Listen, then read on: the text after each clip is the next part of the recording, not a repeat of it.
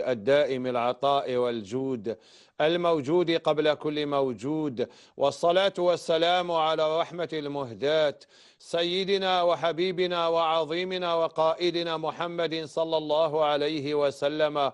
ملأ العلا بكماله، كشف الدجى بجماله، عظمت جميع خصاله. صلوا عليه وآله. صلى الله عليك يا سيدي يا رسول الله. سائلة تقول: ما حكم إشعال الشموع عند زيارة قبور الصالحين؟ على بالك باللي الشريعة الإسلامية معقولة المعنى. الشريعة الإسلامية معقولة المعنى، يعني ما هيش عبارة عن طلاسم وغموضات وحاجات غريبة. شتو الشريعة؟ لو كان دوك تروحوا تشوفوا العقيدة الهندوسية، يا وقع كذب في كذب. الإلهة فلانة تزوجت مع الإله فلان وجابوا دراري، وهذوك الدراري تزوجوا مع إله القردة، ومن بعد إله القردة ما تفهمش مع الإله تاع الكروكوديل. يا ودي عقيدة باينة، شغل ما تسحق وحدك تعب لي هذه على ضلال. تروح للنصرانية كيف سيدنا عيسى حمل إله، حملت به مريم ومن بعد ولدته إله. أو أنت دخل في راسك باللي إله تحمل به يماه وتولدوا وهو إله. هكذا تروحوا العقيدة اليهودية، عزير ابن الله وربي يتزوج، أعوذ بالله. باينة. شوفوا الإسلام شعل واضح. قل هو الله أحد الله الصمد لم يلد ولم يولد ولم يكن له كفوا أحد. الآن وش فايدة تاع إشعال الشموع عند قبور الصالحين؟ قولوا لي بالله عليكم، هذا الصالحين يسحقوا الشمع تاعكم؟ يا أخي الصالح عنده نور من الله، حياته قاع عبادة، حياته تقوى، جهاد في سبيل الله، الإحسان إلى اليتيم والأرملة والمسكين، كما كان الشيخ بالكبير رضي الله عنه. يعني قدامه كاين 1000 تلميذ يقرؤون العلوم، في الزاوية مئات الضيوف اللي يجي عابر سبيل، ياكل يشرب يضيفه يخليه يقعد كما يحب. الناس اللي تجي تستفتي، المحسنين اللي يتبرعوا، الفقراء اللي يعاونهم، يعني عايش في نور من الله. واش يدير بالشمعة تاعك هذا؟ لو كنت تجي تشعلو الشمعة على قبره، واش راك تفكر فيه في نار جهنم؟ تمنى له نار جهنم؟ على بالكم بلي الإمام مالك رضي الله عنه لما كان على فراش الموت واش وصى؟ قالوا ما تشعلوش النار كي تشيعوني، إذا رايحين تدفنوني في الليل ما تشعلوش النار. العلماء ماذا به ما تشعلش النار؟ هو ماذا به كاع ما يتلاقاش بالنار هذه. تي تروحي القبر وتشعلي له الشمعة، تجي الاخرى تشعل له الشمعة، تجي الاخرى تشعل له 2 شمعات، الاخرى تجيب بناتها 5 شمعات، يعشي قبر وتقول راهو طابونا. حسبنا الله ونعم الوكيل. لا يجوز هذا. راني نحكي، حاولوا تفهموا، خاصة النساء والعجايز. هذا إذا شعلتي شمعة بلا ما كي دايرة عقيدة، سما شغل في بالك برك زعما باش يفرح ولا. أما إذا كي دايرة عقيدة باللي هاد الشمعة زعما راهي تنفعك من دون الله، ولا بالك هاد الشمعة تبعد عليك المصائب، ولا هاد الشمعة تجيب لك الخير ويعني تستجلب رضا الله جل جلاله، إذا كي دايرة عقيدة فأنت وما اعتقدتي. ممكن عقيدة تخرجك من الملة، ممكن عقيدة تجعلك على الضلال.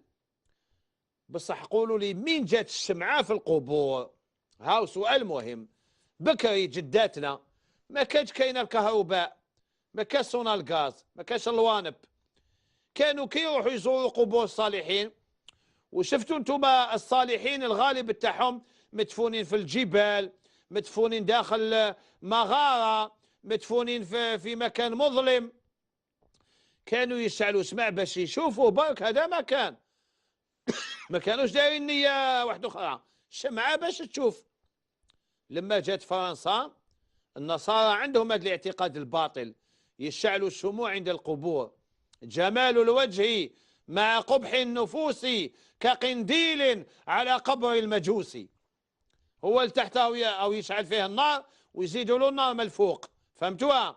كيما يديروا الهندوس يعبد البقرة وكي يموت يحرقوه بالنار، شغل في الدنيا على بالهم من رايح، ما يتعبوش روحهم فاهمينه، يحرقوه بالنار ومن بعد الرماد تاعو يديروه في بلارة، في بلارة، ومن بعد يبعد شوية شوية رماد لبنته شوية رماد لولادو يبعتوا لهم.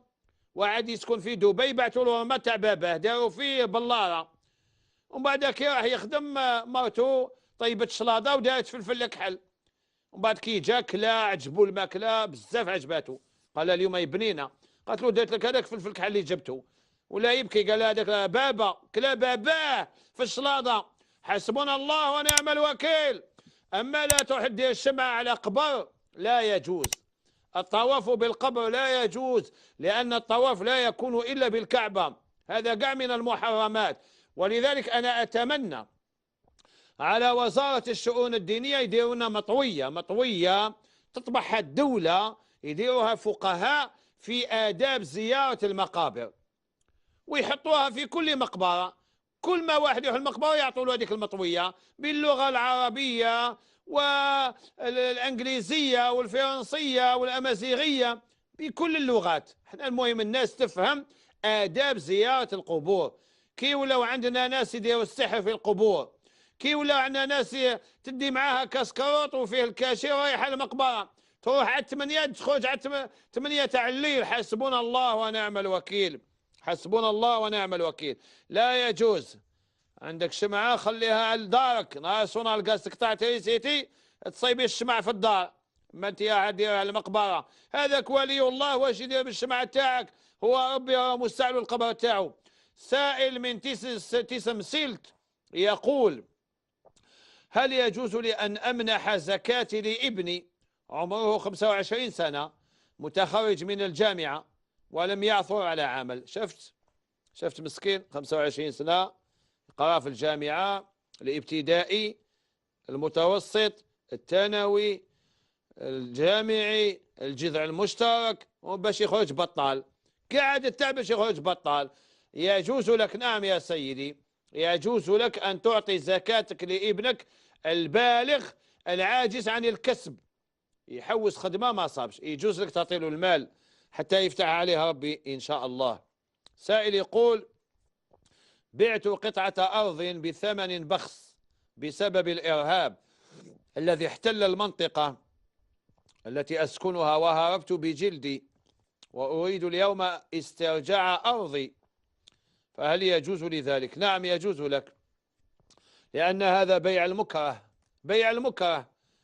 هذا إنسان باع قطعة أرض، جاء الإرهاب استولى على المكان يقتل الرجال ويستحي النساء، الرجل خاف على نفسه من القتل، خاف على مرته، خاف على أولاده. الفيلا اللي كانت سوا 500 مليون باعها ب 50 مليون، الأرض اللي كانت تجي مليار باعها ب 20 مليون وهرب. الآن لما ولا السلم قال يا ودي لا عاود رد لي أرضي. نعم يجوز، هذا بيع المكره، يجوز تعاود ترد أرضك وتروح للسيد وتقول له. وكان الواجب على الرجل ما يشريش عليك أصلا، ما يشريش عليك، هذا بيع باطل يسمى بيع المكره، لأن يشترط في الشريعة الرضا بين الطرفين. أما المكره مكره، أو جاو جماعة مسلحة استولوا على الأرض نتاعو وعلى بيته، فهذا إنسان مكره. على بالكم لو كان الأب، تبعوا مليح، لو كان الأب يكون وليده في الحبس وباش يدير له محامي يبيع الدار، فهذا بيع مكره، لأن وجود ابنه في السجن شغل أكرهه باش يبيع الأملاك تاعو باش يدير له محامي. وإلى حصة قادمة إن شاء الله، والسلام عليكم ورحمة الله وبركاته.